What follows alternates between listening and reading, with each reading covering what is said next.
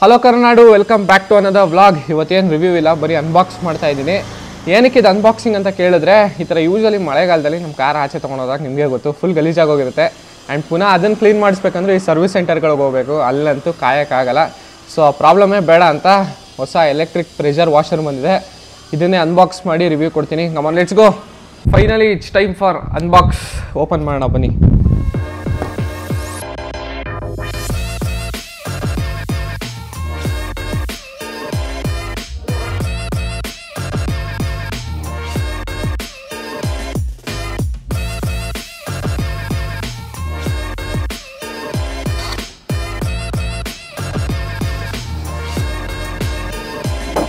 ಇದೆ electric pressure washer. ಇದನ್ನೇ ಈಗ ನಾವು ಕನೆಕ್ಟ್ ಮಾಡಿ ಚೆಕ್ ಮಾಡೋಣ. ಹೋಗೋಣ ಬನ್ನಿ.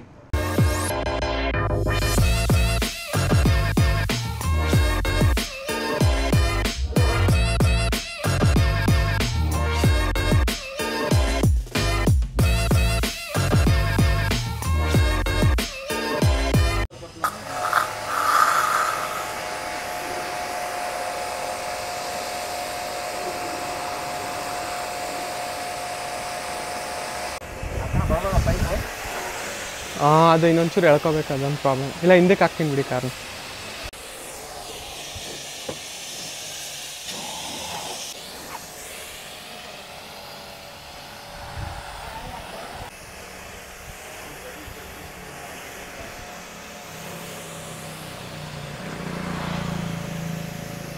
ಸದ್ಯಕ್ಕೆ ಈಗ ಸರ್ವಿಸ್ ಸ್ಟೇಷನ್ಗೆ ಹೋಗಿ ವಾಶ್ ಮಾಡಿಸೋ ತಲೆನೋವಂತೂ ಕಮ್ಮಿ ಆಯಿತು. ಇನ್ಮೇಲಿಂದ ಈಸಿಯಾಗಿ ಮನೇಲೇ ಬಂದು ವಾಶ್ ಮಾಡ್ಬಿಟ್ಟು ಹೋಗ್ತಾರೆ. ಪಾಪ ಅವ್ರಿಗೂ ಈಸಿ, ಯಾಕೆಂದರೆ ಸುಮ್ಮನೆ ಬಕೆಟಲ್ಲಿ ಹಾಕೊಂಡು ತೊಳೆಯೋ ಬದಲು ಈ ಥರ ಗನ್ನಲ್ಲಿ ಹಾಕ್ಬಿಟ್ಟು 2 ಮಿನಿಟ್ಸಲ್ಲಿ ಫಿನಿಶ್ ಮಾಡ್ಬೋದು. ಸೊ ಪ್ರಾಡಕ್ಟ್ ಲಿಂಕ್ ಬಂದು ಡಿಸ್ಕ್ರಿಪ್ಷನ್ ಬಾಕ್ಸಲ್ಲಿ ಹಾಕಿರ್ತೀನಿ, ಚೆಕ್ ಮಾಡೋದನ್ನು ಮರಿಬೇಡಿ.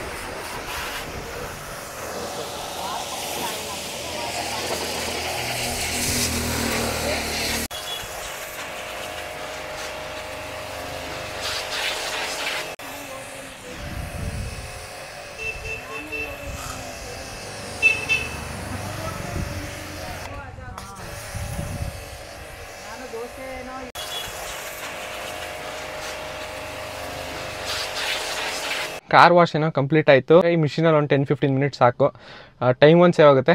ಬಟ್ ಇವತ್ತು ನಮ್ಮನೆ ಬರೋಕ್ಕೆ ವಾಶ್ ಮಾಡಿಸಿದ ತಕ್ಷಣ ಮಳೆ, ಏನೂ ಮಾಡೋಕ್ಕಾಗಲ್ಲ, ರೈನಿ ಸೀಸನ್ ಹೆಂಗೆ. ಆ್ಯಂಡ್ ಪ್ರೆಷರ್ ಬಂದು ಫಾಸ್ಟ್ ಇದೆ, ಪರವಾಗಿಲ್ಲ. In and around 60 ಸೆಕೆಂಡ್ಸ್ಗೆ 8 litres of water ಬೇಕು. ಆ್ಯಂಡ್ ಈ ವಿಡಿಯೋ ಇಷ್ಟ ಆಗಿದ್ರೆ ಲೈಕ್ ಮಾಡಿ. ಇನ್ನೂ ಐಫಿಎಲ್ ಕನ್ನಡ ಚಾನಲ್ಗೆ ಸಬ್ಸ್ಕ್ರೈಬ್ ಮಾಡಿಲ್ಲ ಅಂದರೆ ಸಬ್ಸ್ಕ್ರೈಬ್ ಮಾಡಿ, ಯಾಕಂದರೆ ಇವತ್ತು ಪ್ರೆಷರ್ ವಾಷರ್ ಆಕ್ಸೆಸರಿ ಬಂದಿದೆ. ಇನ್ನೂ ಕಾರ್ಗೆ ಏನೇನು ಬೇಕು ಎಲ್ಲ ಆಕ್ಸೆಸರೀಸ್ನೂ ಅನ್ಬಾಕ್ಸ್ ಮಾಡೋಣ. ಓಕೆ ಗೈಸ್, ಬಾಯ್.